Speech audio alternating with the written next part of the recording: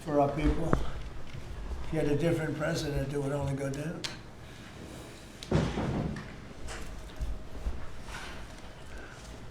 Hello, everybody. Thank you.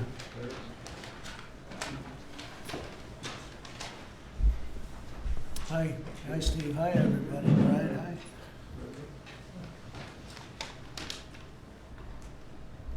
Do you want to bring that camera over there? It's okay. Bring them over there. It's better. Go ahead. Now, bring them over into the center. Yeah, it's okay.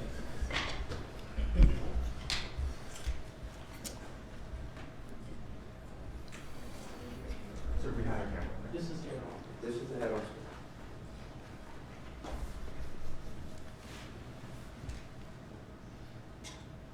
Nice to see you. Well, thank you very much. It's been an interesting day from the standpoint of news. As you probably know, we've just seized a tanker on the coast of Venezuela, a large tanker, very large. Largest one ever seized, actually. And other things are happening, so you'll be seeing that later, and you'll be talking about that later with some other people. Very excitingly for me and for the country, we've just launched the Trump Gold Card. It was about 30 minutes from now.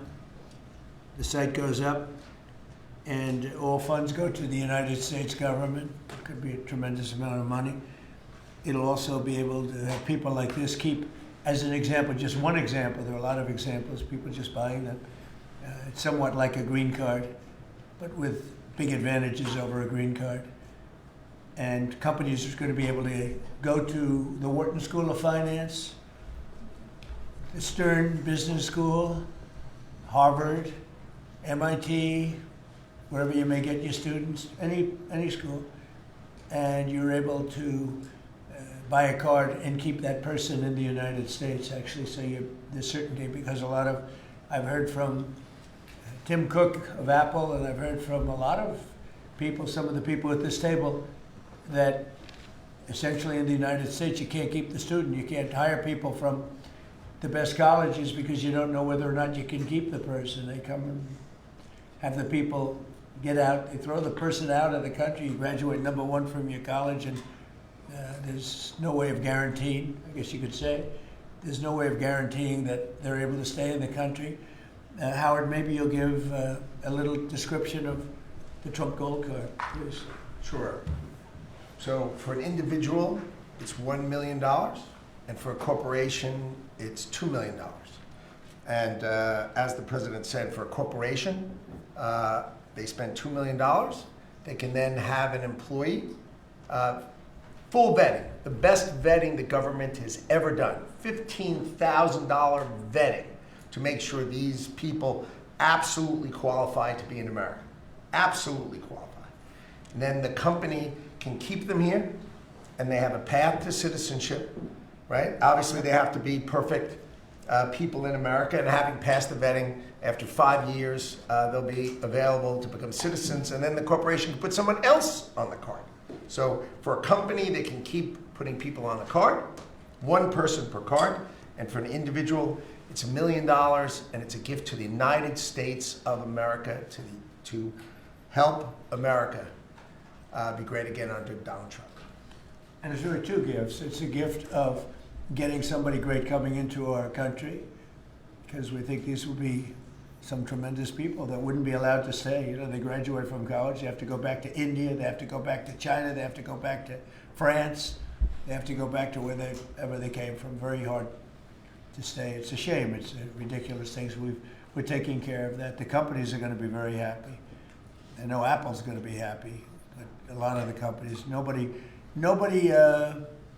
talked to me more about it than Tim Cook. He said it's a real problem, and it's not going to be a problem anymore. As you know, they used to send people up to Canada and other places, other countries, so we solved that. And the other thing is it'll take in, we think, probably billions of dollars that will go to the Treasury of the United States, that will go to an account where we can do things positive for the country. So it'll be a great thing. We'll take in, I think, billions of dollars. Many billions of dollars, even. So that's very exciting.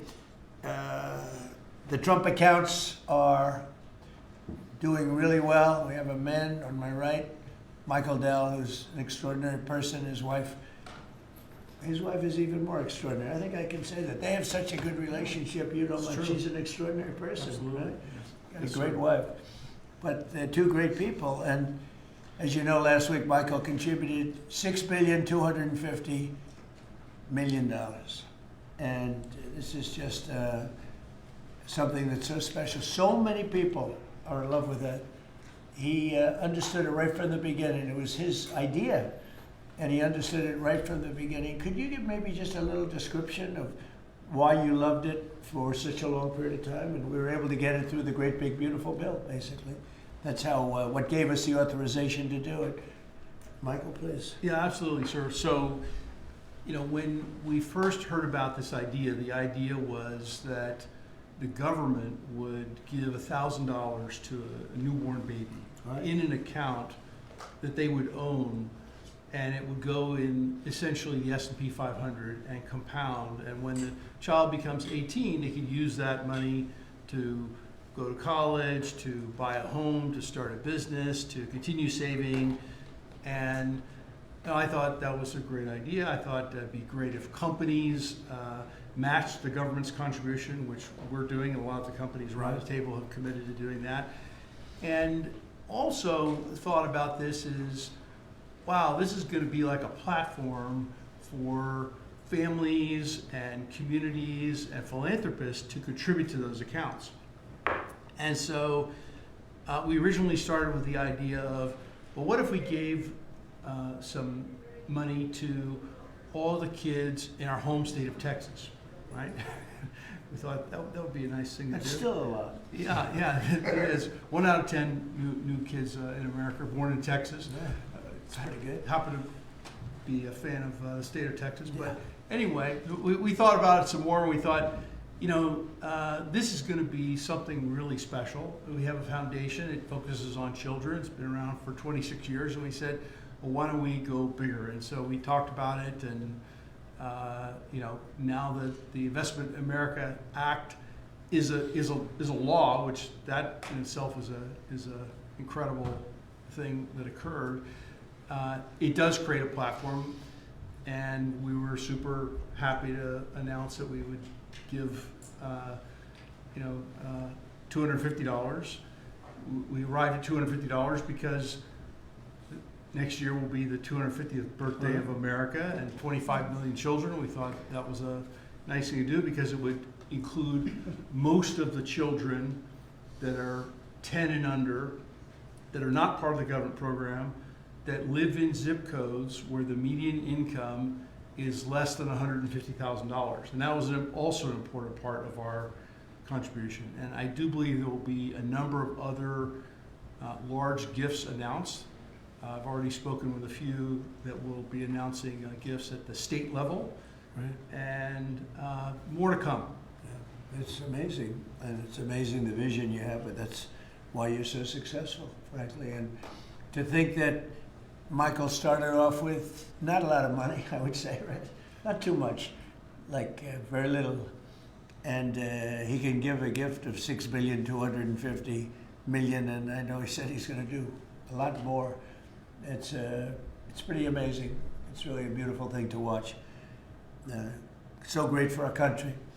So we have the Trump accounts are doing really well, and it's become, I have to tell you, just everyone's talking about them, beyond what I would have even thought. And it's going to make some young people relatively very wealthy. And in some cases, they could really be off to a great start.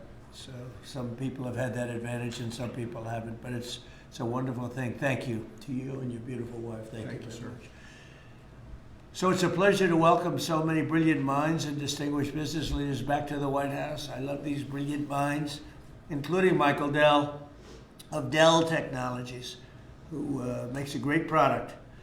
And I want to thank him for what he's done, what we just discussed, the accounts.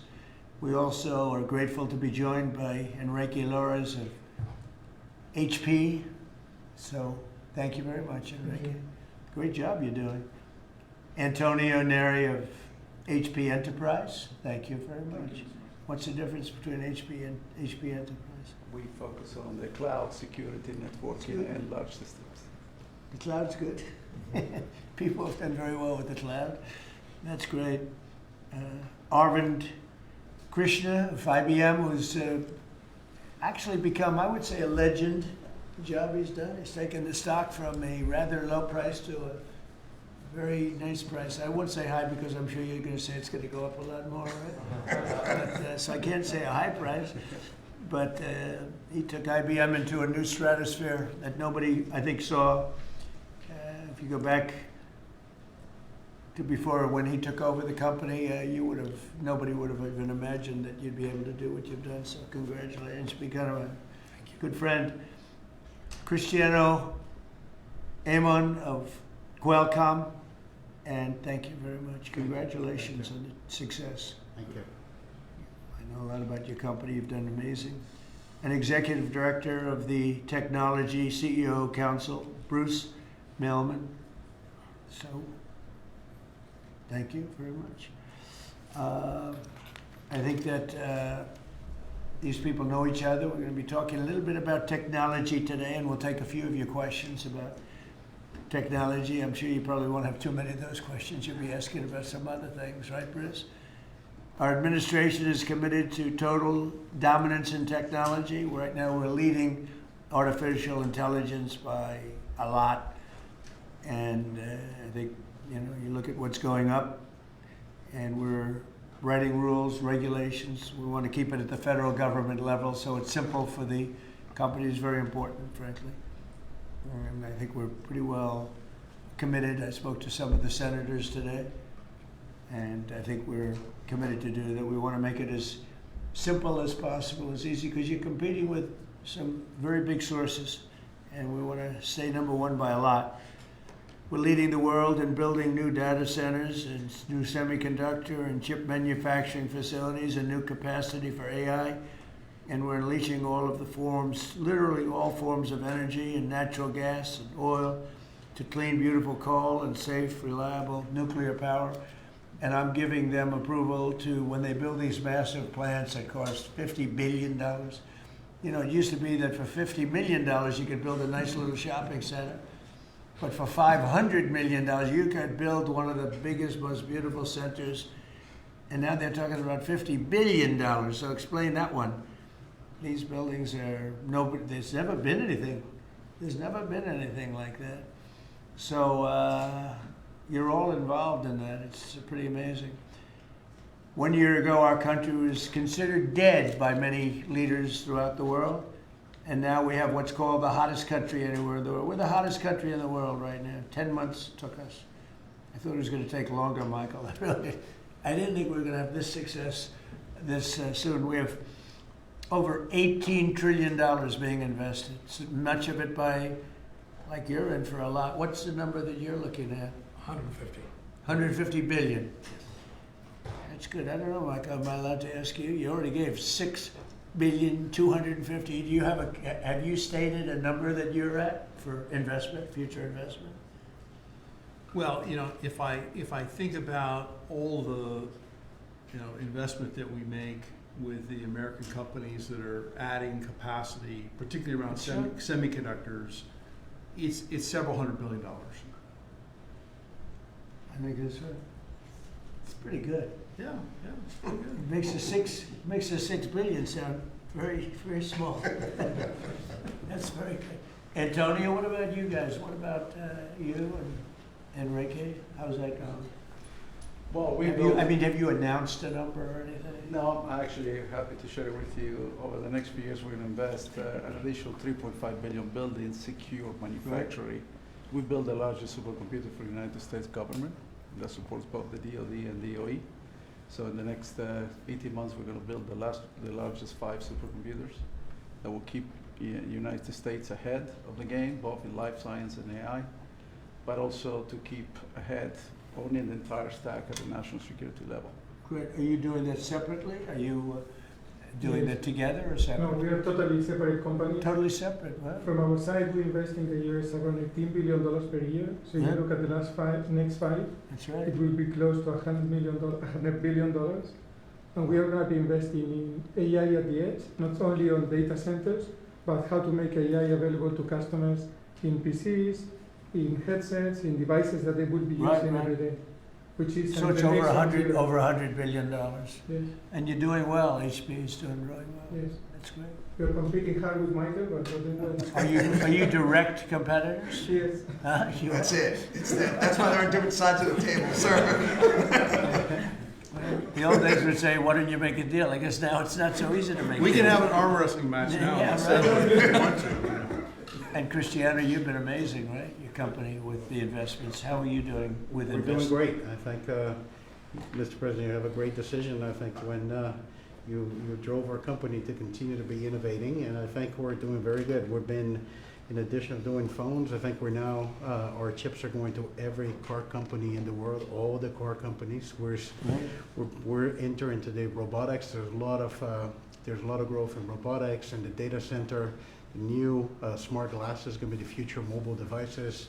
Industrial, I think a lot of the drive towards manufacturing the country is driving a lot of technology for smart manufacturing. We're making chips for that. So I think we're very excited. And I think, like Michael, I think the number of industries our chips are being enabling is driving hundreds of billions of dollar investments. And most important for us, semiconductor manufacturing is very important. So we are going to be customer of the fabs that are being built in the United States by TSMC and Samsung. So we're just going to Yeah, keep it's going big stuff. forward. Yeah, those investments are very important, and we are all customers of those fabs. Those two are my customers too. So Memory stuff, memory? we don't do memory. We do a lot of the Who's processing. the king of memory? It's Micron and Micron's- SK yeah. Hynix. And Micron's Samsung. another one doing very Yes. well. That's great. Yeah, I heard you're doing fantastically. Congratulations. Thank you, Mr. President. The stock market has set a 51, think of this, 51 all-time record highs during the last 10 months. 51. You guys are big beneficiaries. You're setting the records, right? It's amazing. 51 times we've hit a new high. And in the history of our country, if you think about it, 51 times during the last 10 months. And Bruce, let me ask you pull these people all together. How's it looking for technology? A lot of global competition, but you'd rather be playing our hand than any other hand in the world. I think so. We have a good hand right now, don't we? Joe Biden secured just really much less than $1 trillion of new investments in 4 years. And in 10 months, we secured more than $18 trillion. So 18 times the amount in 10 months what they did in 4 years. And they would have gone negative. They were heading toward negative. In other words, not $1 trillion, but it could have been 3 or 4 or 5 trillion less because people were leaving. So it was a big turnaround. In 10 months, the $18 trillion, it's a record. There's never been a country that's gotten anywhere near that. In the Middle East, when I left the Middle East, we brought back $3 trillion and lots of Boeing airplanes, like 300. And Boeing gave me the award for the greatest salesman in the history of Boeing, which was a nice little award, every little plaque. The greatest, I think I've sold 1,000 Boeing planes, can you believe it? Now all they have to do is make them, okay? They gotta make them, but they will.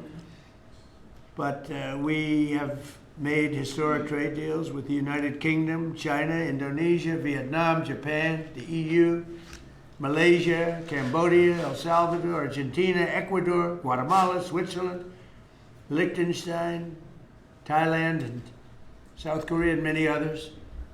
And a lot of it's based on the November 5th election result, which was a massive victory. We won all 7 swing states, the popular vote. We won the Electoral College by a landslide. We won counties. The counties, they do it. I don't know, to me it's the most accurate of all in many ways. We're 2,700 counties against 525. That's pretty good, right, Cristiano? Pretty good. 2,700 against 525. 525. That's why when you see the maps are all red, except for two little blue lines on the right and the left side of the map. They're probably changing too. Americans are great builders, and in the Trump administration, America is once again a country where innovators get a green light. You have the greatest innovators in the world at this table, and representing a lot of their friends who are competitors and friends. But we're really on a big move to get rid of red tape so they can run their businesses and not have to wait 10 years for an approval.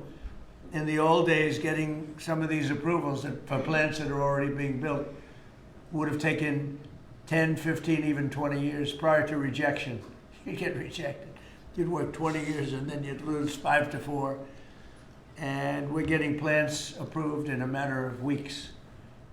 The biggest plants ever built in a matter of weeks. For every new regulation, we're slashing more than 10 old regulations. So we're not allowing regulations unless they slash 10 old regulations. We did that in the first term, and we cut more regulation than any administration ever. In our first term, we have the all-time record. I think we're exceeding it here. In fact, now it's 1 in 24 is the number we're at. It's 1 in 10 you have to do, otherwise we're not letting you do it. But we're actually up to 1 in 24, so we get rid of 24 regulations for everyone. That's not a bad deal, right? And it's been very exciting, actually. But including, we're allowing 100 in the great big beautiful deal. We're allowing 100% expensing for capital expenditures, including investments in factories and equipment and structure. So including even structure.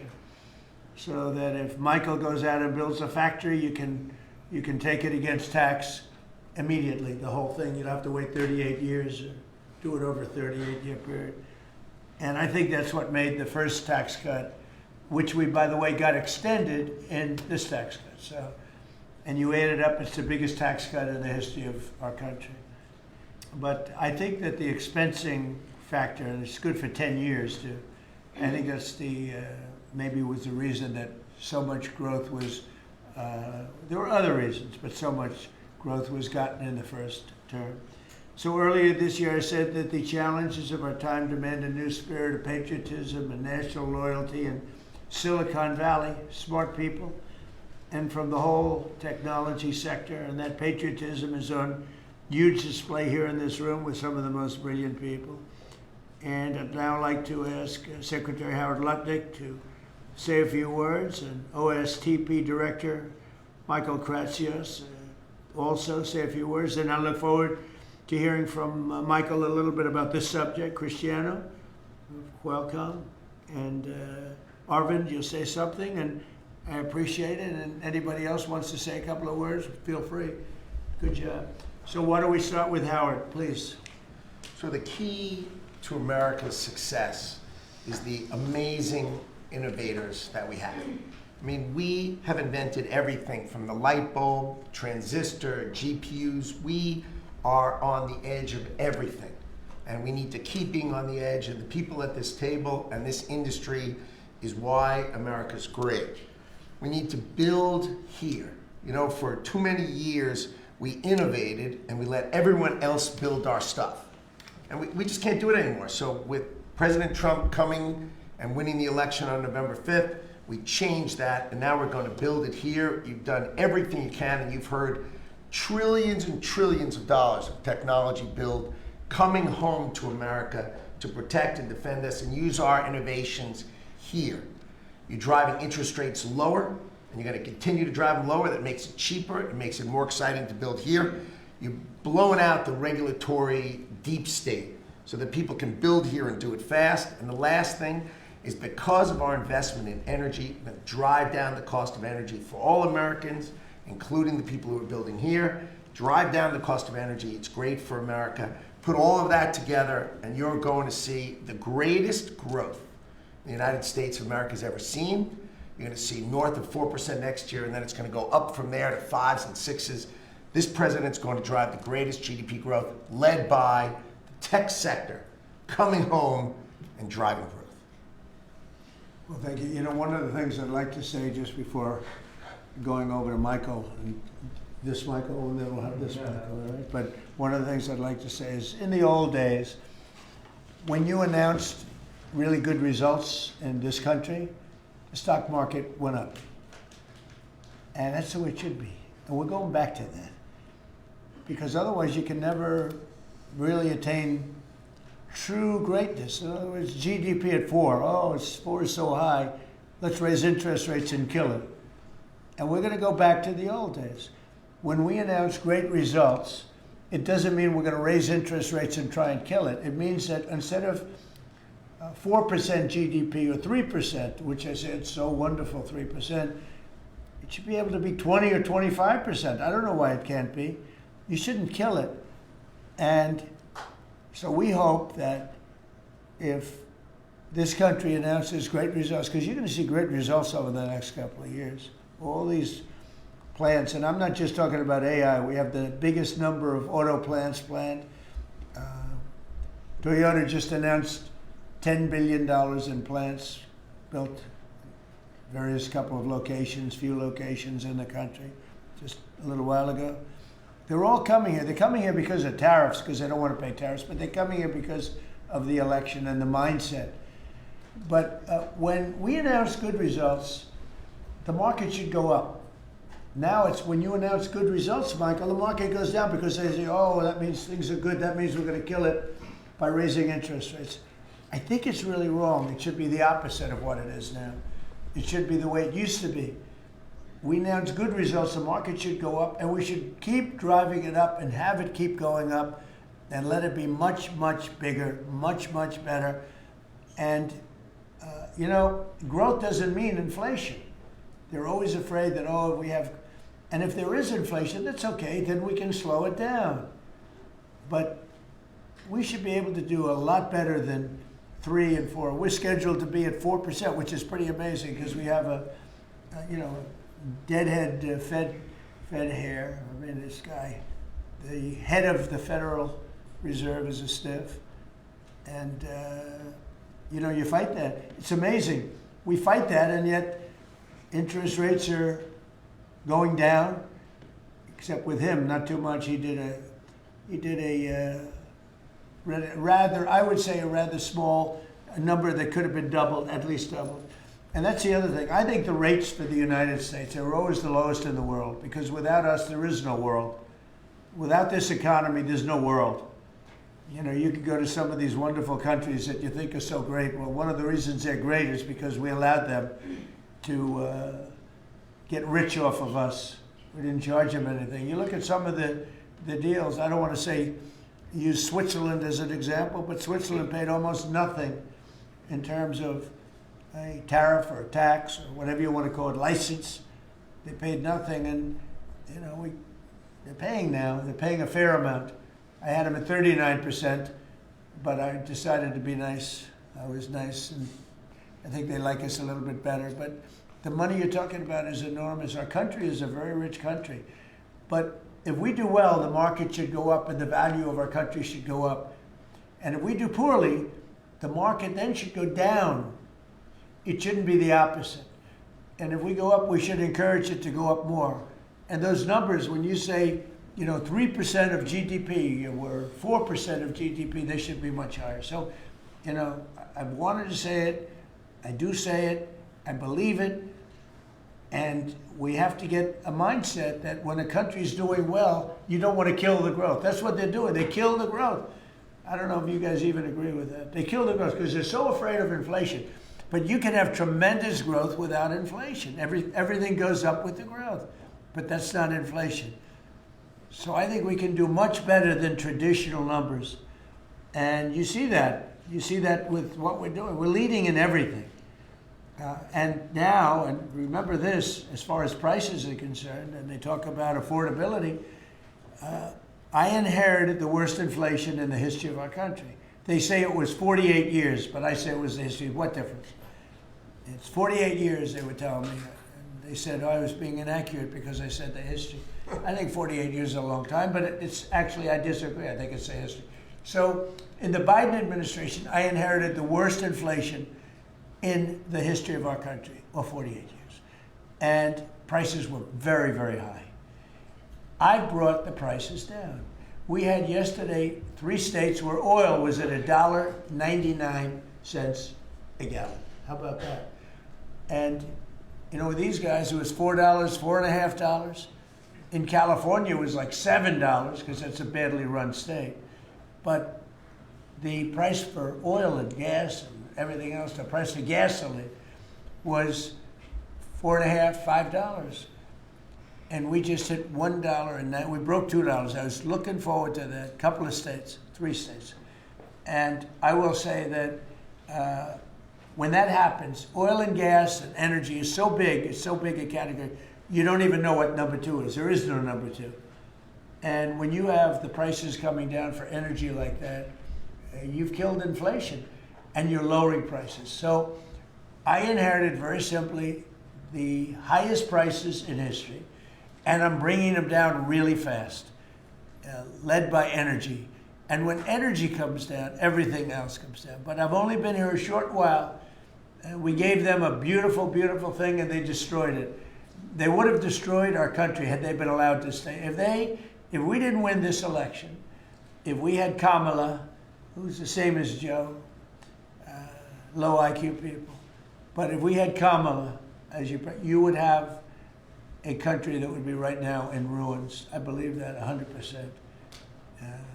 Things would be in a state like nobody's ever seen before, worse than anything you've ever imagined, worse than 1929, in my opinion. Instead, we have the hottest country in the world, and we're going to keep it that way. But just to finish, we inherited high prices. We're bringing them down very rapidly, and we're bringing them down to very, very good levels. They'll soon be down at very good levels. Michael, please go ahead. Absolutely.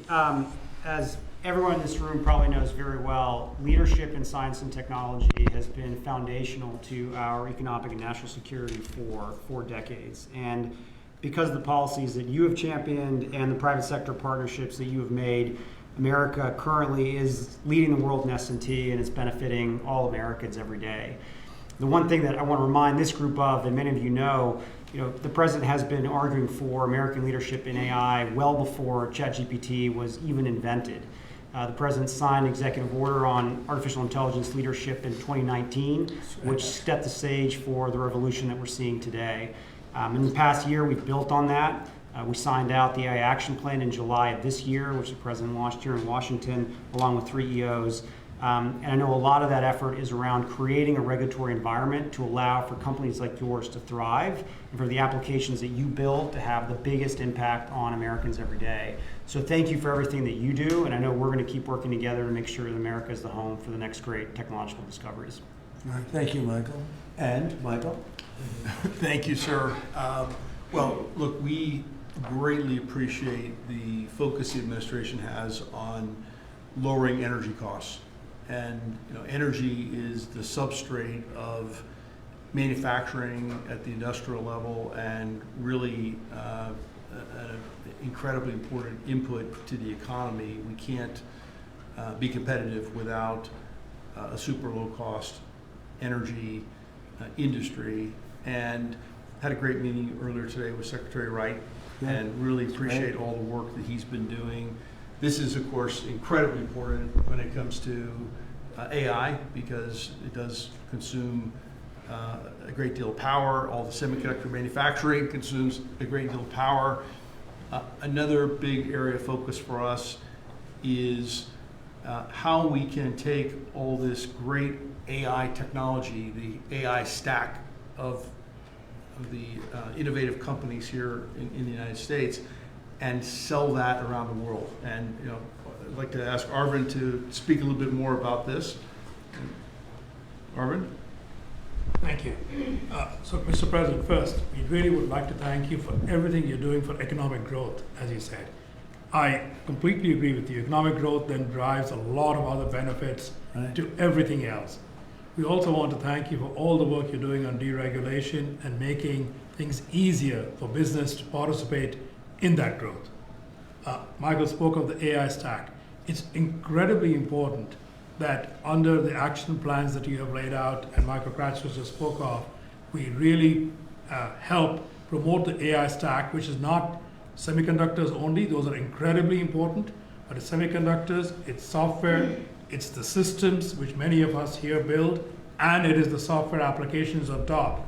the ability to take those to all our friends in countries, so all the friendly countries, is going to be very, very important.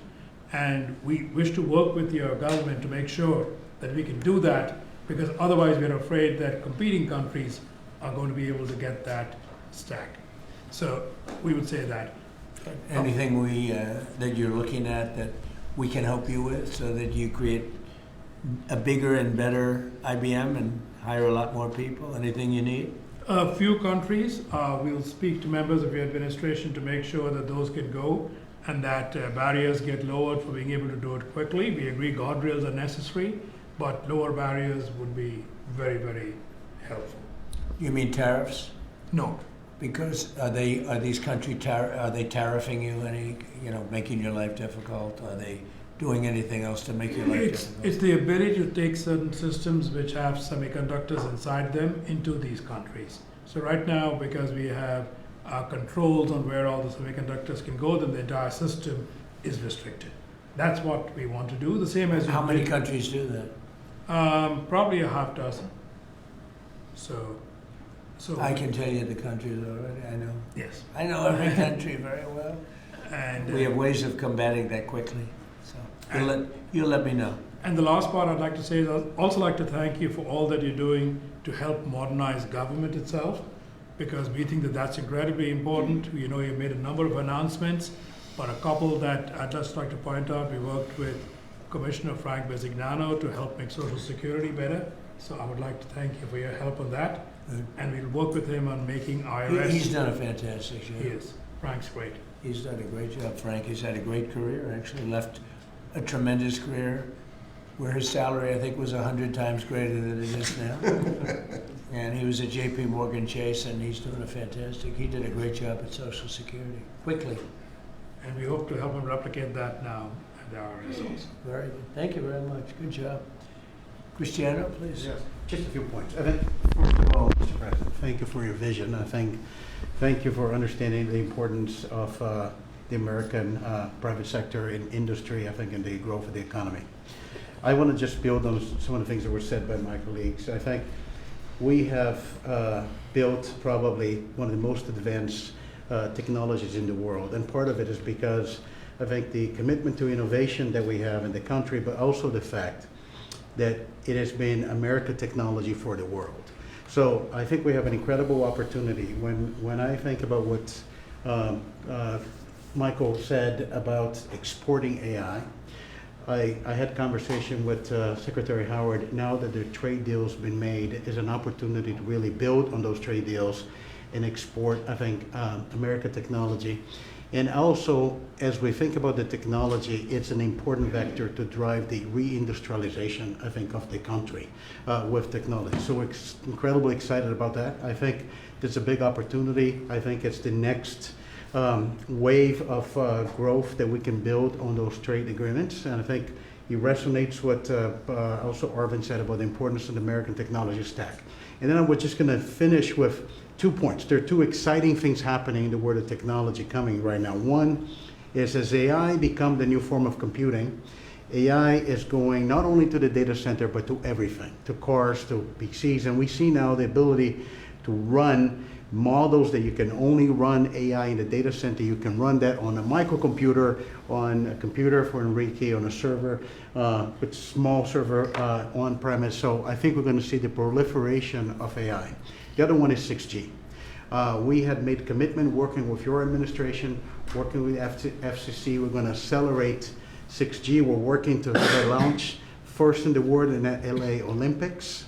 And I think that's another opportunity for America to lead in the next wireless evolution. So thank you. Thank you for the opportunity. Thank you for the partnership. And we're going to be hard at work, I think, driving that agenda.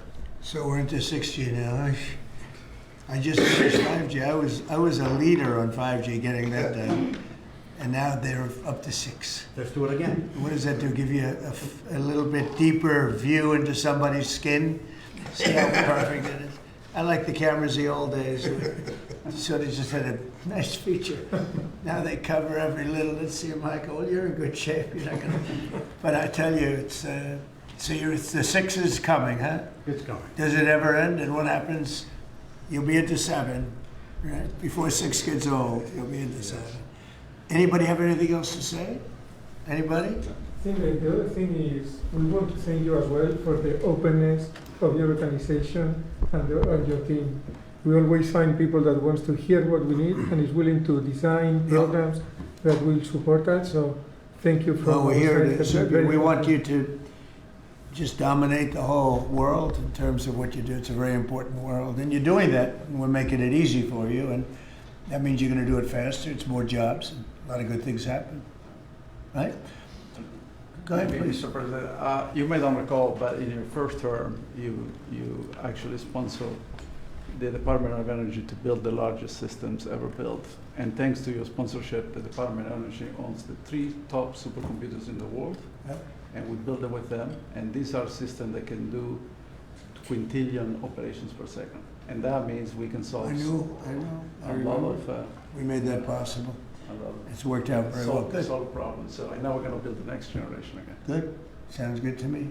Any questions, please? Mr. President, thank you. Can you explain a little more about this Venezuelan oil tanker and share a little more information? Well, I'll let the people do it, but you see the result, and I guess they probably have released the pictures by now or pretty soon. You'll discuss that with the appropriate people later on, but no, it was seized for a very good reason. Yeah. Mr. President, it's found at Cuba. Sir, there's a new proposal from DHS that would see tourists from a lot of countries have to hand over 5 years of social media history to get a tourist visa. Are you concerned at all that if that's implemented, there would be a decline in tourism next year? And what sort of material do you think is... We're doing so well. We just want people to come over here and safe. We want safety, we want security, we want to make sure we're not letting the wrong people come into our country. We're getting rid of a lot of bad ones from jails, from mental institutions, drug dealers. We're getting a lot of bad people, murderers. 11,888 murderers, half of them, almost exactly half of them, committed more than one murder. We're getting rid of them. In some cases, we don't even want to get them out. We put them in jail because we're afraid they're going to come back into our country. We're not going to let them back in. So we've taken a very tough stand. And you see where we've been. Like Washington, D.C. now, people walk down the streets, they go into restaurants at night. It's beautiful. It's like this beautiful thing to see because till I got here, this was a very, very bad place. We had a terrible thing happen 2 weeks ago with terrorism with regard to 2 National Guards people that are so phenomenal. One is no longer with us, and one, amazingly, we weren't looking with great hope on that, that Andrew.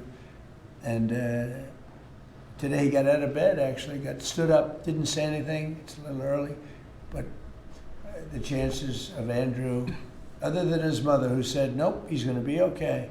His mother was the most positive person. And could be that she'll be right. It's pretty amazing. Made progress. It was, both of them were so badly hurt, we never thought that one could survive. So it looks like Andrew's doing pretty well. Mr. President, The winner of the Nobel Prize dedicated the prize to you, the Nobel Peace Prize, and she left Venezuela at a great risk to make it to the ceremony. There is a risk she could be arrested, actually. What would happen if she's arrested? What message do you send, or would you send to Nicolas Maduro? Well, arrested by who? The Nobel Prize Committee? That's probably the ones that would arrest. I don't know anything about it.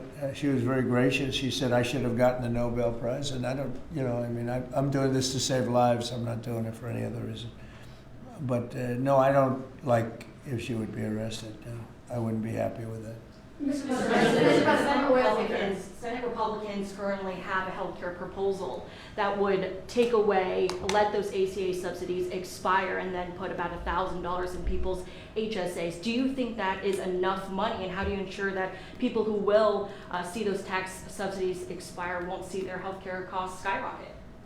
Well, the Unaffordable Care Act, which is Obamacare, they call it now the unaffordable because it's unaffordable. It used to be called the affordable, but it was never affordable. It was always bad. It was basically designed for the benefit of insurance companies. And what we're doing is we want all of the billions and billions of dollars that went to insurance companies to go directly to the people, and they can buy their own health care. And people love it. I don't know if the Democrats are going to approve it because they want the insurance companies to make money. It was a scam. Obamacare was a scam. But we're going to see. I mean, the Republicans, I can tell you, want the money to go to the people. And we're winning that battle. The Democrats are having a hard time with it because they're in the pocket of the insurance companies. Yes, please. Yes, you spoke to some European leaders today, I think, sir, about Ukraine. I did. Could you tell us about that? And is there a new revised peace plan that Ukraine has presented? The leaders of France, we spoke to, and Germany, and UK, all very good leaders, very good friends of mine, and we discussed Ukraine in pretty strong words. And we'll see what happens. I mean, we're waiting to hear answers before we progress. You know, we're not spending any money in Ukraine. We're selling basically missiles and everything else to NATO, and NATO's paying us, and then they distribute it to who they want. I guess they're mostly distributing to Ukraine, but we're not spending money. But you know what we are? We're spending a lot of time and a lot of effort.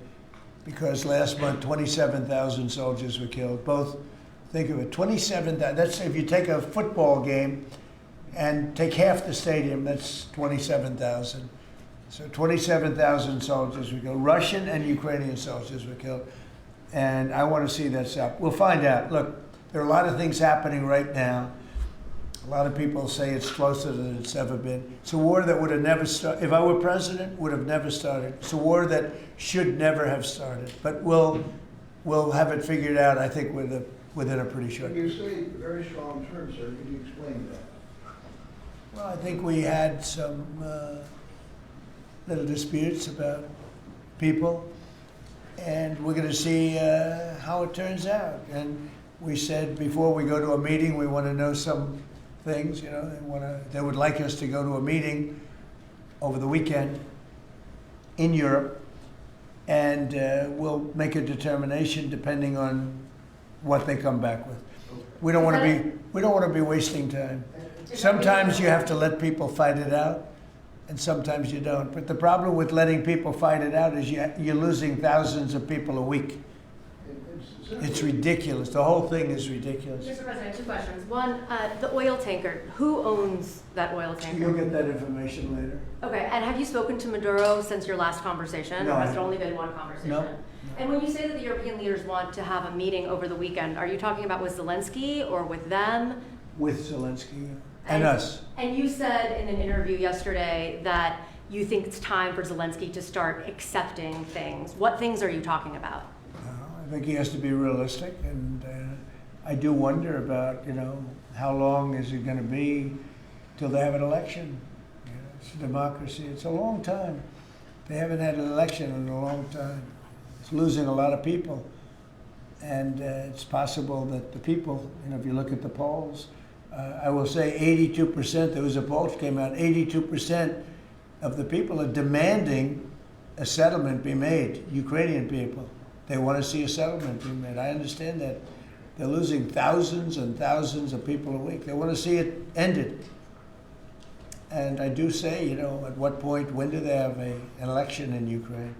That's not casting dispersions on anybody, but they do have a massive corruption situation going on there. And they do say, you know, when are they, people are asking this question, when do they have an election? Are they going to have an election? Or are they going to just keep it going like this? So I think it's time to get that war settled. And I think it's a war that can be settled. But it takes two to tango. Mr. President, Warner about the new owners of Warner Brothers Discovery to make changes at CNN, big changes, and have you spoken to Jared about it? What are you doing with him, or are you just sort of wall him off a little bit? So what do you want to know? What changes do you want to see at CNN under new ownership? Well, I'm not involved in that. I will be probably involved, maybe involved in the decision. It depends. You have some good companies bidding on it. I think the people that have run CNN for the last long period of time are a disgrace. I think it's imperative that CNN be sold, because you certainly wouldn't want to put people, just leave those people with some money, good money, and CNN, so that, you know, they can spend even more money spreading poison, because it's lies. It's a disgrace. So I wouldn't want to see the same company end up with CNN, the same company with money, because right now they don't have too much money. But they have value, I guess, based on the bids. So they've got value. But I think CNN should be sold because I think the people that are running CNN right now are either corrupt or incompetent. And that'll be a factor in the decision making, because we've got some. Well, in my mind, but I can be talked out of that by some very talented people that we have, antitrust people. But I just think that the people that have run CNN into the ground, by the way, nobody watches, very few people watch. I don't think they should be entrusted with running CNN any longer. So I think any deal should be guaranteed and certain that CNN is part of it, or sold separately. But I don't think the people that are running that company right now and running CNN, which is a very dishonest group of people, I don't think that should be allowed to continue. I think CNN should be sold along with everything else. Sir, you spoke about affordability earlier in your remarks and yesterday in Pennsylvania. How much more can we expect to see you on the road kind of delivering that message? And are you worried at all about the Democrats winning a couple more things in Miami and Georgia? I don't worry about it. It's like statistically, it's amazing. When you win the presidency, even if you win by a landslide like we did, and even if you do a good job, and some people say we've done the best opening 10 months in history, in the history of the presidency. I think we have. Who's done better? We ended 8 wars. We have the strongest economy. We have $18 trillion coming in, which is more than any country had, times I think 5 or 6. 18 trillion is a lot even in your standard, right? Yes, sir. Even for that guy, 18 trillion is big numbers. But we have $18 trillion coming in. Pretty amazing, right? I think Qualcomm would be very impressed if they had even a little piece of that. So we've done a great job. But for whatever reason, and nobody's been able to give me an answer, when you win the presidency, you seem to lose the midterms. Even if you win the presidency by a lot and you do a great job as president. Some presidents have done good, and they've lost, I think it's like 2 times in the last many, many years it's been won. I don't know why. It doesn't make sense. Usually I can figure things out, but I don't know why, but that seems to be. But other than that, we should win because we're doing great. The economy is roaring. I think the economy is only going to go, better with all this money pouring in. We have factories being built. And forget about AI. We have AI more than anybody. We're leading AI by a lot. But we have many car companies coming in from Canada, from Mexico. They're coming in from Mexico. They're coming in from Canada, from Japan, from Europe, all over Europe, Germany, all over Europe. We're doing great. But for whatever reason, it doesn't matter how well they're doing, good and bad. The bad you understand, but even when a president is doing well, they seem to not do well in the midterms. So we're going to try and change it. There should be no reason for it. If anybody at the table can figure out, Bruce, a nice psychological reason, but so I want to win, and winning the midterms is important. People want us to win the midterms, and I think we have great spirit. We should win the midterms, yeah. Under Joe Biden's administration, during COVID specifically, Biden removed the safety standards on abortion drugs. Now I'm hearing from a lot of pro-lifers that they're very anxious because yesterday Bloomberg reported that your FDA is slow walking a review of the abortion drugs that Secretary Kennedy promised. Yeah, How I don't soon know. do you want to see that? I'll find out. I'll ask them. Do you want to see it? I don't think they're slow walking anything, but I'll find out. Yeah. Mr. President, Any update on the clashes between Thailand and Cambodia, sir? Yeah, I think I'll have to make a phone call. I was going to say that the Thailand and Cambodia, one of the 8 that I settled, they've been fighting for a long time.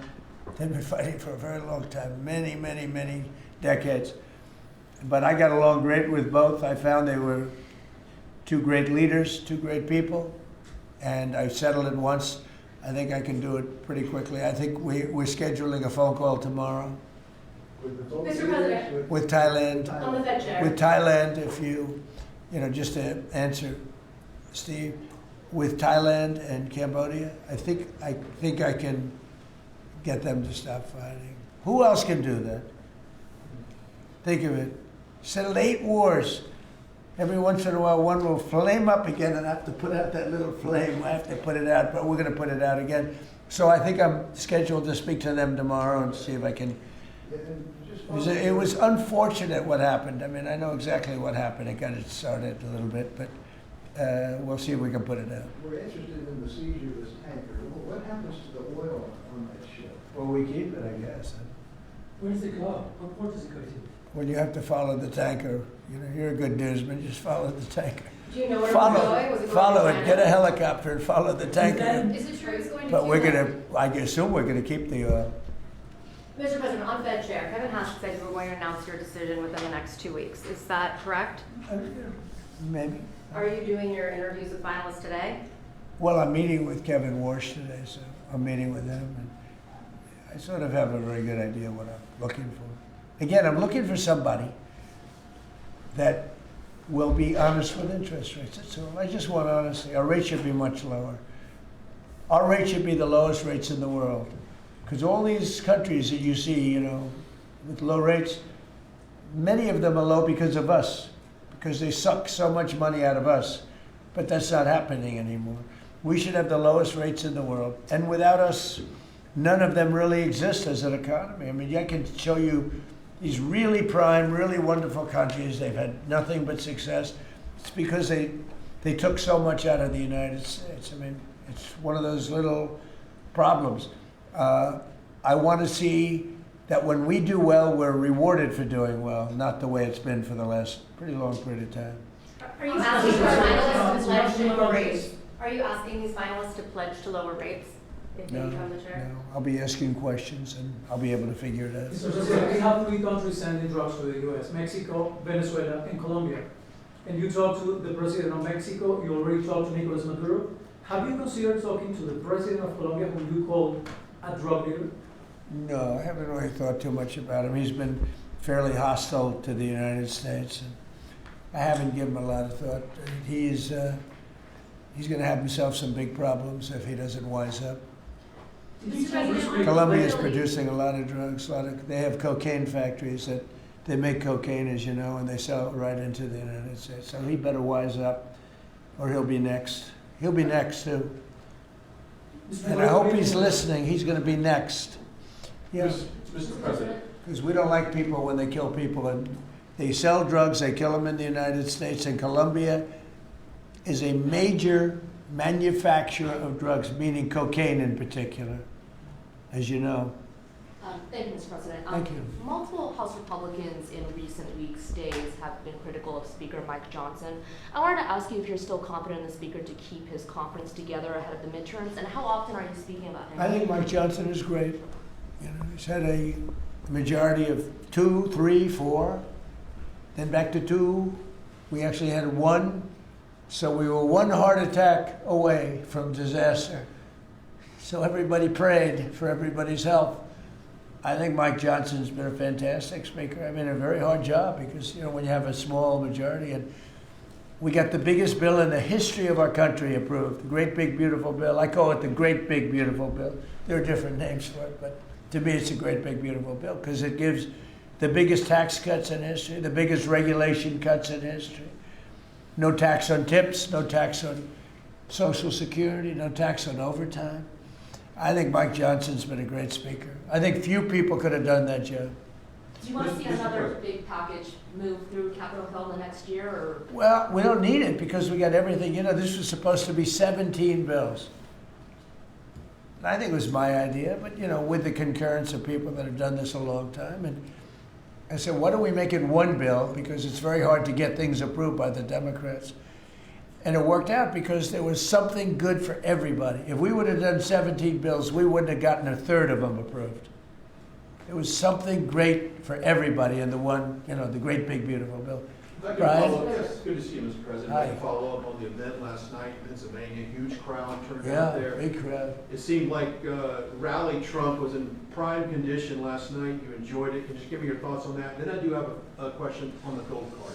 Last night was amazing in Pennsylvania. We had a tremendous crowd. It was like freezing. And the people, the thousands of people on the sidewalk trying to get in, or the streets. It was an amazing evening, actually, and I think people really enjoyed it. I enjoyed it. You could tell that. I can tell that you enjoyed it. I enjoyed it. I really did. Well, you know, it's easy to enjoy when you do a good job. And you know, when you can talk about things in a very positive way, it's hard not to say it. We have potentially the greatest economic boom in the history of the world. It's being built right now. And when it opens, there will be nothing ever in history like what's happening in our country.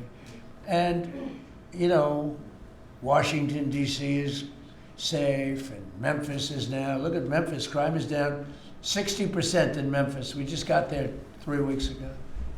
And we're going to have New Orleans. New Orleans we just sent a group of people there, and crime is down 28% in about 3 days.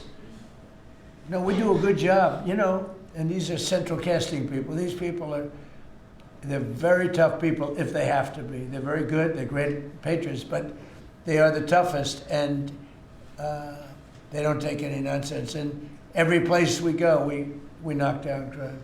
Too bad that we're not invited more into Chicago, because we could save Chicago very quickly. But even that, we're doing it on a minimal basis until, you know, at some point we'll just go in and do what we have to do if the governor doesn't wise up. They got a bad governor, they have a bad mayor. I would say they're both incompetent, but it's hard to believe that people don't want to stop crime. We could stop the crime in Chicago in about 2 weeks. Go ahead. My question is on the gold card. I apologize if I missed the answer to this. Is there a limit to how many gold cards these companies can buy? Howard? So the program is part of the already approved visas. So we're just going to have great people come into this country. You know, the average green card holder earned less than the average American. So they were more likely to be on the dole and be on our assistance programs than average Americans. And the idea is from President Trump, he wants to raise it, bring in the best people into America. So same visas, but now just full of the best people. Basically, it's a green card, but much better, much more powerful, a much stronger path. And a path is a big deal. Have to be great people, but much stronger path. And it also, in addition to that, helps companies, because not only for companies, but if IBM gets somebody #1 in his class at the Wharton School of Finance, and you're dying to get the person, but you can't guarantee the person stays in the country, because oftentimes they'll say, "I'm sorry, sir, you got to get out of here. You have 24 hours, right?" And you say, "Where's my employee?" Now IBM can buy a card, and that employee can be there for essentially a very long period of time.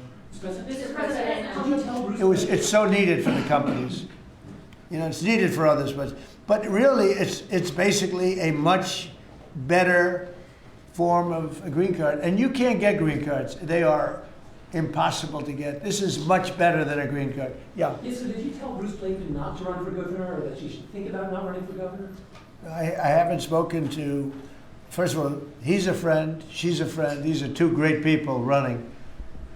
In a way, I hate to see them running against each other. I hope they're not going to be damaging each other. But Elisa's fantastic, and Bruce is, they're two fantastic people. And I always hate it when two very good friends of mine are running. And I hope there's not a lot of damage done. Sometimes it works the other way. The victor ends up being much stronger because of it. A lot of times that happens in politics. You think you'll step in a couple months to actually see who performs? Well, I think in New York we have a convention toward the end of February, and I think you'll know pretty much at the end of February what's going to happen. And I'll probably have to, you know, do what I want to do. But I hope that he's running now, as you know, and she's running. We have two very talented people.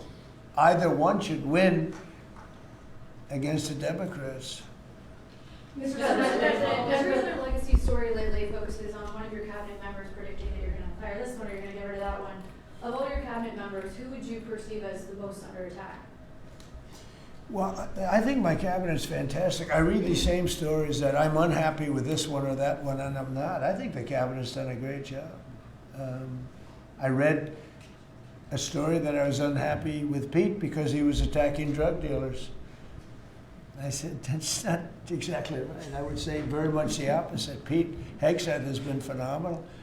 I read a story recently. I'm unhappy with Christie. I'm so happy with her. I mean, we have a closed border. We have a border that's the best border in the history of our country. Why would I be unhappy? She's fantastic, actually. No, we have a fantastic cabinet, really fantastic cabinet. I mean, Lutnick I'll have to think about. No, Can't have everything. can't have everything. He's doing great. Well, Howard's done really well, and Scott's done really well. We have just a fantastic cabinet. I'll tell you who's doing a great job is Linda McMahon. We're bringing education back to the states where it belongs. Education is going, we can't do any worse than we're doing right now. Let the states run it. You know, if you go back to some of our states that are run so well, so good, I would say 40 of them. And then you'll have trouble with 5, and you'll have bigger trouble with another 5. But you have 35 or 40 states that will run education as good as Norway or Denmark, Sweden. We have some, you know, the heads of the list are Denmark, Norway, Sweden, a few others. I think if you go to Iowa and you go to Indiana and you go to, I can name a lot of states, I think it would be almost the equivalent or maybe better. But you can't run a school system in Iowa from Washington, D.C. Yeah. Sir, the Gaza plan, when do you expect to announce members of the Board of Peace, the leadership of that? Well, we'll do it early next year. And the Board of Peace are going to, it'll be one of the most legendary boards ever. Everybody wants to be on it. It's mostly going to be, I guess, you know, we weren't thinking about it that way, but they want to all do it. Basically, it'll be the heads of the most important countries. Mr. President. They all want to be on. It wasn't really planned. We thought we were going to get very distinguished people that do that kind of thing for a living. But really, it looks like it's turning out to be, they want to be on the heads, the kings and the presidents, prime ministers, they all want to be on the Board of Peace. Mr. President, on the video up to last night's rally, can you clarify, you have called the affordability crisis as a Democratic hoax, but you also want to make America affordable again? No, the word that they use is a hoax, and because they're the ones that caused the problem. I'm talking about when you're trying to say it a different way. Now, it's pretty simple, though, if you listen. It's a hoax where they created the problem. They're the ones that gave the high prices. So when they use the word affordability, they shouldn't be using that word because they're the ones that created this problem. They created the highest inflation in history, and they created the highest prices in history. And now we have to get those things down. But when they look and they say affordability. They never discuss it. They just say the election's about affordability. Well, it may very well be. I think it's also about still the border. You have to remember the job. You know, the sad thing is for 7 months, we've had no people come through our border. Nobody can even believe it. 0 people. And the people that do that are largely Democrats, which the people that do the stats. We've had no people come in other than coming in legally. But if you take a look, and nobody wants to talk about that. In fact, last night I said, let me talk about the border. My own people told me, sir, nobody cares about the border anymore. You've fixed the problem. I said, do I get a little credit for fixing a disaster where millions of people a month would flow into our country, and from prisons and from gangs and from drug dealers and mental institutions? They say, sir, you fixed the border. Nobody cares. I say, but I care. It's sad when you fix something and then you can't even use it. You can't talk about it. My own people don't want to talk about it anymore. But very simply, the Democrats created the worst crisis of inflation that this country's ever had. And with that came the highest prices that we've ever had. And I'm fixing it. Mr. President, has Secretary Hegseth told you why he hasn't released the video of the second strike? No, he hasn't told me. I thought that issue was dead. You're surprised you bring it. You must be Lawmakers are CNN. Lawmakers are still Are you talking about it CNN? on the Hill. Are you CNN? I am with CNN. Oh, gee, I'm shocked to find out. But lawmakers are still talking about it on the Hill. Well, I'll tell you, I don't know about lawmakers. Which lawmakers? You're talking about Most of the Democrats? Democrats have Talking been talking about about trying to release I it. mean, the people that you work for, the Democrats? You know you work for the Democrats, don't you? You're basically an arm of the Democrat Party. Thank you very much, everybody. I appreciate it. Thank you. Thank you very much. Thank you guys. Come on, you want to talk?